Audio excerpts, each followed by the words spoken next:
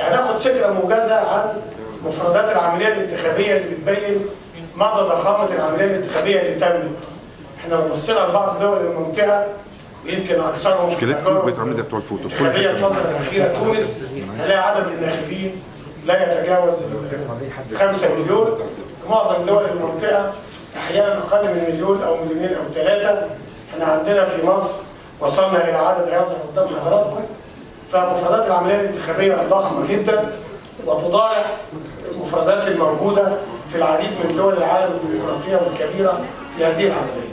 عمليه الانتخابات البرلمانيه استغرقت حوالي 110 يوم من عمل قانوني تنفيذي اداري في جوانب لوجستيه كثيره، من اول ما بدا صدور قرار دعوه الناخبين وحتى اعلان النتائج استغرقت حوالي 110 يوم.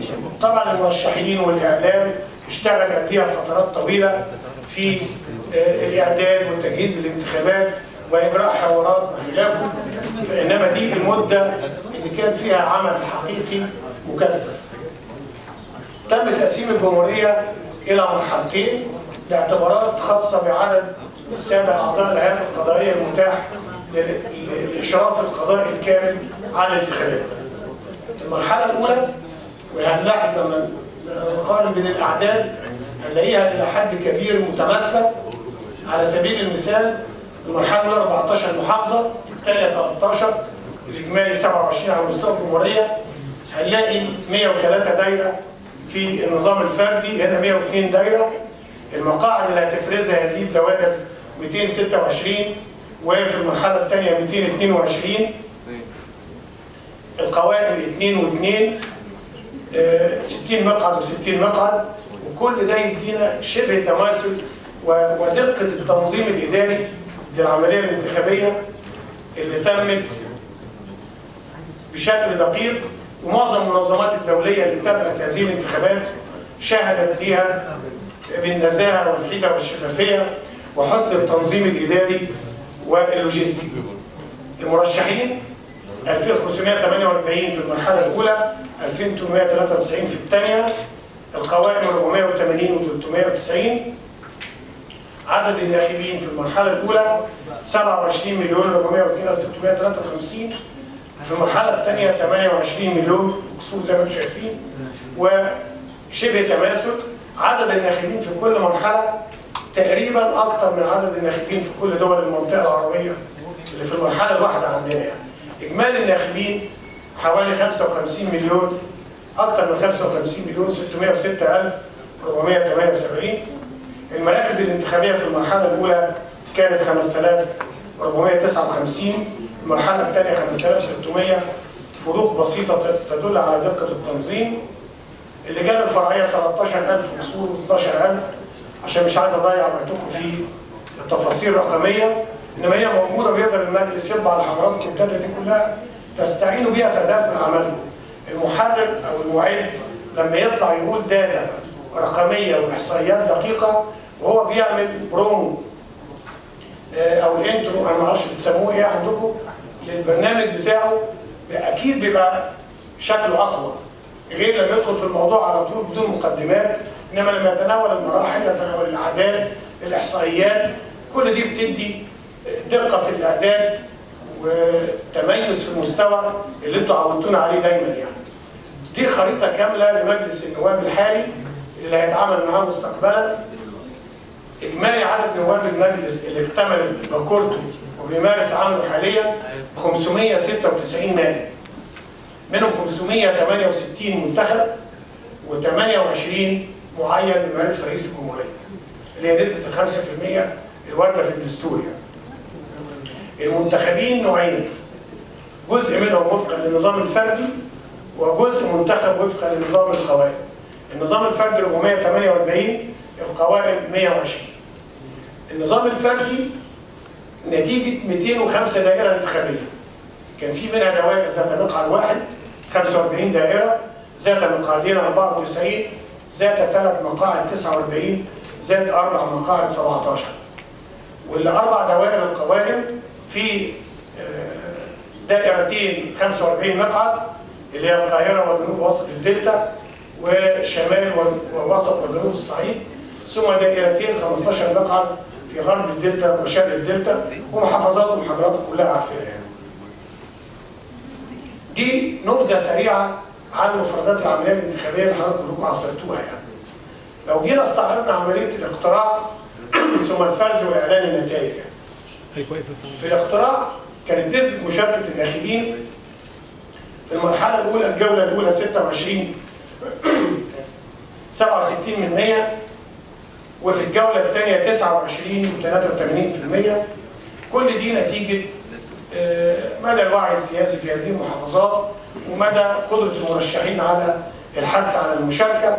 في جولات الاعاده وفي معظم دول العالم اللي بتطبق النظام ده بتنخفض النسبه الى النصف تقريبا، لان قدره 50 60 مرشح على الحشد بتختلف عن قدره 8 على اقصى تقدير او 6 او 4 في حشد المواطنين، ولكن النسبه عندنا تجاوزت واقتربت من النسبه الام اللي هي بتاعت المرحله الاولى وتجاوزت ال 50%. نسبه المشاركه العامه في المرحلتين كانت 28.3%، وانا عمدت الى ذكر هذه النسبه عشان ما تردد في حينه عن ضعف نسب المشاركه والعزوف، والكل بدا يدرس لا لازم نشوف وندرس اسباب العزوف وانقطاع الناس وحاجات زي كده. النسبه الدوليه المتعارف عليها في معظم دول العالم تتراوح ما بين 25 و 30%، وده كلام جاي من منظمات دوليه عريقه في مجال الديمقراطيه ومتابعه الانتخابات. ومنهم اللي كان عندي في المكتب في نفس اليوم الانتخابات اللي هي منظمه الديمقراطيه الدوليه، كان مستر توماس ميليا، ومعاه النائبه بتاعته وهو كان نائب وزير الخارجيه الامريكي الاسبق، ومعاه نائبته كنديه الجنسيه، وراجعوا مكاتبهم وردوا علينا بالنسب دي.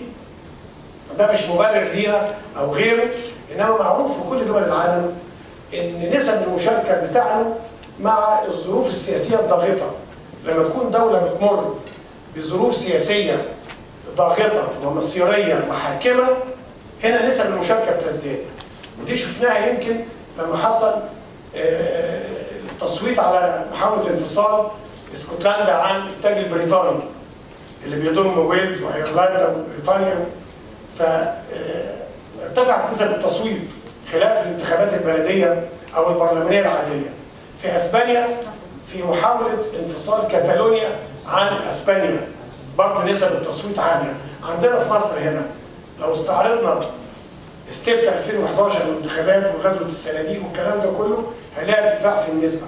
في 2014 اقرار دستور جديد البلد كلها مستنيه، انتخاب رئيس جمهوريه جديد، النسب ارتفعت لان دي مناسبات فارقه في تاريخ الشعوب الناس كلها بتقدم عليها، غير موضوع اختيار برلمان او تشكيل برلمان.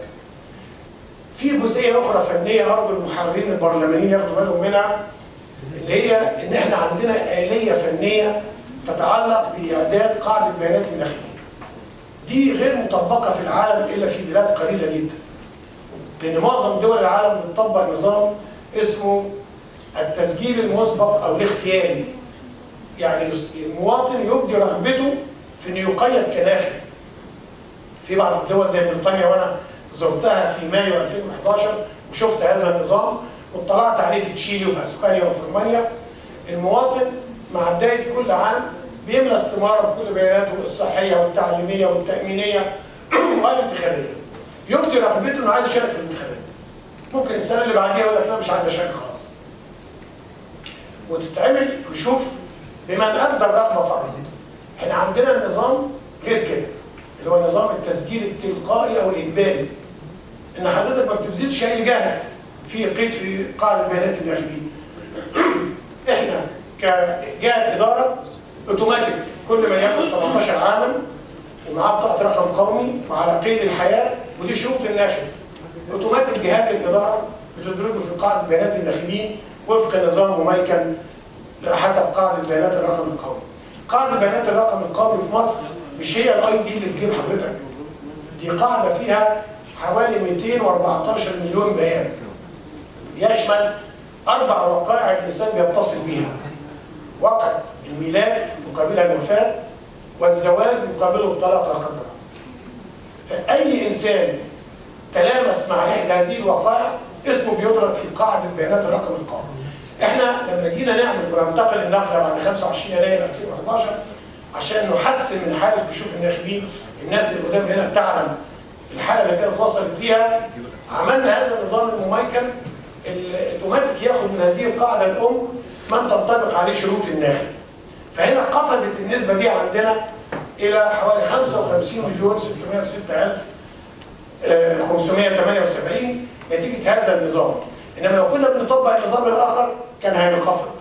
ويمكن اعرض على حضراتكم احصائيه ل6 دول في العالم. واحده من اوروبا اللي هي بريطانيا، وواحده من افريقيا جنوب افريقيا، 3 من اسيا باكستان والفلبين وتايلاند، وتونس من المنطقه العربيه. ودي دول مشهود ليها بديمقراطيه جيده، تنظيم جيد للانتخابات. فبنبين الفرق بين النظامين. ادي النظام المتبع عندهم في الخانه الاولى اللي هو التسجيل المسبق بيبين الاعداد.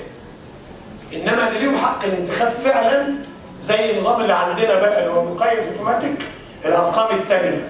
وادي الفروق والنسبه اللي بتتراوح ما بين 32.7% في تونس وحوالي 8.6% في بريطانيا، بنسبه تتراوح من 20 ل 25% كمتوسط عالمي يعني. طبعا يعني في البدايه بحب ارحب بحضراتكم وفي هذه الندوه اللي هي تعتبر ندوه هامه بحق. يعني قضايا الاداره الماليه الحكوميه من القضايا الرئيسيه اللي دايما بتستحوذ على اهتمام اعضاء البرلمان، وبتستحوذ كمان على اهتمام المحررين البرلمانيين والمحررين الاقتصاديين في الوسائل الاعلام المختلفه. يعني هبتدي بالتساؤل اللي اثرته الاستاذه امينه غانم، اللي هي الفرق بين الاداره الماليه الحكوميه وبين الموازنه العامه للدوله. الموازنه العامه للدوله زي ما حضراتكم عارفين هي عباره عن وثيقه. الوثيقه بتاعت الموازنه العامه للدوله ديت بتحتوي على النفقات وبتحتوي على الايرادات بتاعه الدوله، وبيتم تصنيف النفقات والايرادات ديت الى ابواب معينه تحت النفقات وابواب معينه تحت الايرادات، وبيبقى في تصنيف كمان ايه هي الانفاق اللي بتقوم بيه الجهات المركزيه زي الوزارات والهيئات، ايه هو الانفاق اللي بتقوم بيه الاداره المحليه، ايه هو الانفاق اللي بتقوم بيه الهيئات الخدميه، وبيبقى موجود كمان الايرادات الخاصه سواء كانت ايرادات ضريبيه او ايرادات غير ضريبيه وما الى ذلك. فاحنا بنتكلم في وثيقه اساسيه اسمها الموازنه العامه للدوله، بيعدها وزارة المالية ووزارة التخطيط فيما يتعلق بالاستثمارات، وبيتم الموافقة عليها من قبل البرلمان، وبتصدر في شكل قانون، وبيتم تنفيذها خلال السنة المالية اللي هي في مصر السنة المالية اللي بتبتدي في أول يوليو وتنتهي في نهاية يونيو. فاحنا الموازنة العامة هي وثيقة، لكن لما بنتكلم على الإدارة المالية الحكومية احنا بنتكلم على إطار أوسع من إعداد الموازنة. احنا بنتكلم بشكل رئيسي عن كيف تحدد الدولة أولويات الإنفاق، كيف تحدد الدولة القطاعات التي سيتم الإنفاق عليها، كيف تقوم الدولة بتنفيذ الموازنة العامة للدولة، كيف تقوم الحكومة باختيار المشروعات وبترسية العقود، كيف تقوم الدولة بالرقابة المالية، ما هي الإجراءات التي تقوم بها الدولة لزيادة المتحصلات أو الموارد المالية وهكذا. فبنتكلم على عملية شاملة مش فقط لإعداد الموازنة، إعداد الموازنة وتنفيذ الموازنة والرقابة المالية على الموازنة وأدوار الأجهزة الرقابية الداخلية والخارجية والقضايا الخاصة بالشفافية والمساءلة. فعشان كده احنا النهارده لما بنتكلم على الإدارة المالية الحكومية احنا بنتكلم على موضوع أوسع من فقط إعداد الموازنة والتصديق على الموازنة أو الموافقة عليها من البرلمان. احنا النهارده هنتعامل مع مجموعة من القضايا. القضايا الخاصة بالعلاقة بين الإدارة المالية الحكومية والرؤية الاقتصادية الاستراتيجية. هل هناك رؤية بعيدة المدى بتحكم عملية الإنفاق وعملية تعبئة الموارد؟ ده السؤال الرئيسي واللي هنحاول نجاوب عليه. السؤال الثاني أو القضايا الثانية هي القضية الخاصة بعمليات إعداد وتنفيذ الموازنة. ما هي القضايا الرئيسية الخاصة بعمليات إعداد وتنفيذ الموازنة؟ هل عندنا مجموعة من الإيشوز أو القضايا اللي إحنا لازم نتعامل معاها أو تبقى مسار للإصلاح في المرحلة القادمة ولا لا؟ القضية الخاصة بالمساءلة والشفافية، ودي قضية مهمة جدا، وطبعا حضراتكم أدرى مني حاليا اللغط المصار على دور الجهاز المركزي للمحاسبات وكيفية ممارسة هذا الدور، وكيف للبرلمان أن يقوم برقابة على الأداء المالي والأداء الاقتصادي للحكومة المصرية. دي مجموعة من القضايا اللي احنا لابد أن نلقي بعض الضوء عليها.